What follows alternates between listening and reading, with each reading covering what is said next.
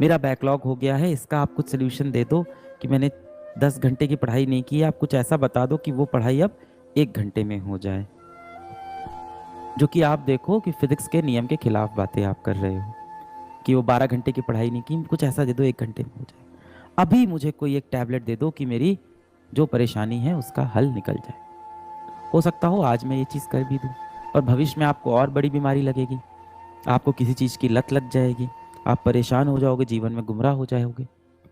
जिस तरह से डॉक्टर के पास जब 4th स्टेज कैंसर का मरीज आता है तो डॉक्टर भी परेशान हो जाता है ना? तो वो स्टेज अपनी मत आने दो।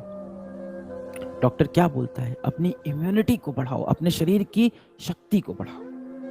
आपको अपने शरीर की शक्ति बढ़ानी है, अपनी क्षमता बढ़ानी है, अपनी जड़ें सही करनी है। ये जितनी भी दिक्कतें आपके आसपास, आपके अगल-बगल हैं, इनको यदि आप 1-2 दिन के लिए हल कर दोगे तो ये 2 दिन बाद वापस आपके जीवन में आ जाएंगी। आपको इन दिक्कतों को जड़ से सुलझाना होगा। अब सवाल उठता है जड़ से कैसे सुलझेगी? पहली बात तो दिक्कत ही क्या है? ठीक तो चल रहा है जीवन। हाँ, बस रात में नींद नहीं आती है 2-3 बजे तक। सुबह उठा नहीं जाता है 10 बजे से पहले। खाना खाने का मन नहीं करता है, फास्ट फूड बहुत खाते हैं जिससे हमेशा पेट में दिक्कत होती है, तबीयत खराब रहती है। पढ़ाई करने का मन नहीं करता, पर अंदर से खुद के अंदर बहुत खुद को गिल्टी फील होता है कि चलो बैठ के पढ़ लेते हैं। पढ़ने बैठो तो बिल्कुल रुचि ही नहीं आ रही है पढ़ाई में, लगता है कि एक बार मोबाइल में देख लें, कहीं व्हाट्सएप पे दोस्त का मैसेज ना आया हो। व्हाट्सएप खोला, किसी का मैसेज आया था, किसी अनजान व्यक्ति से चर्चा करने लग गए और आधा घंटा निकल गया, फिर लगा पढ़ाई करनी चाहिए। फिर पढ़ाई करने वापस आ गए। करते करते रात हो गई और रात में देखा तो शायद मुश्किल से 1-2 पन्ना पढ़ाई की होगी और पूरा दिन मोबाइल फ़ोन पे टीवी देखते हुए, कोई वेब सीरीज़ देखते हुए, कोई ना कोई शो देखते हुए हमने खराब कर दिया। इस बीच माता-पिता ने कहा कि 10 मिनट आपसे बात करनी है, तो उनको भी चिढ़ के बदतमीजी से उनसे भी बात कर दिया कि मेरे पास तो समय ही नहीं है।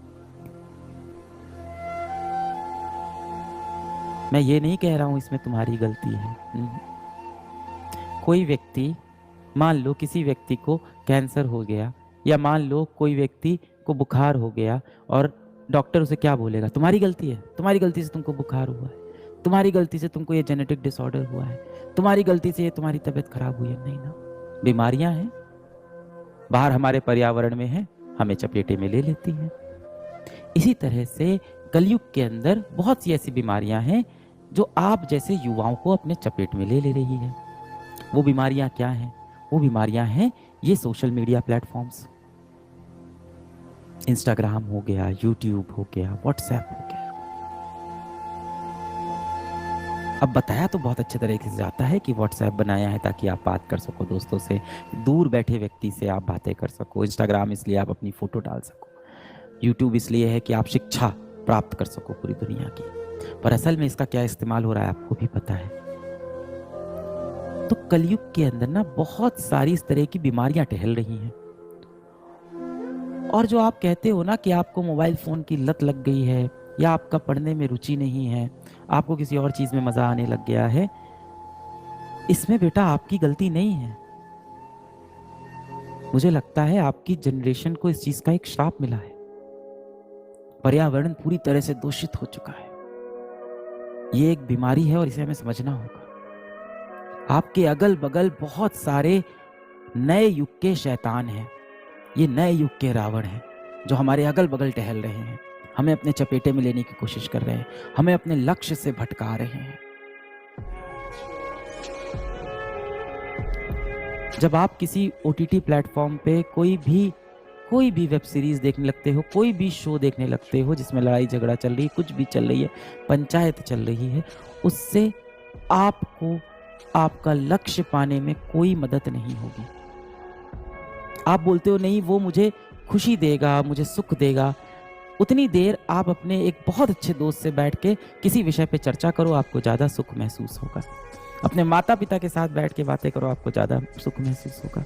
आप जाके बाहर कोई खेल खेलाओ, शारीरिक कसरत वाला कोई खेल खेलाओ, आपके शरीर को भी अच्छा लगेगा, आपके दिमाग को भी अच्छा लगेगा। पर हम कर नहीं पाते, क्यों? क्योंकि हम बीमार हो गए भाई।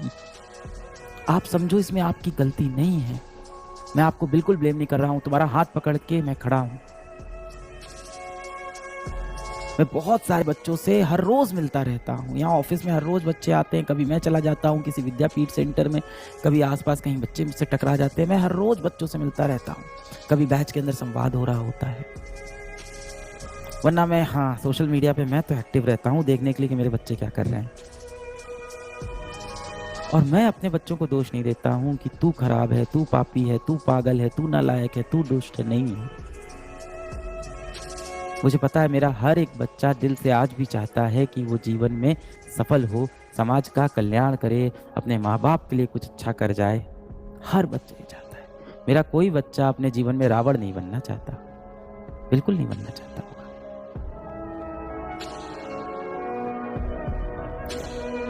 अब बात आती है इन बीमारियों से हम कैसे लड़ें, जो हमारा समय लेके हमसे चली जाती हैं।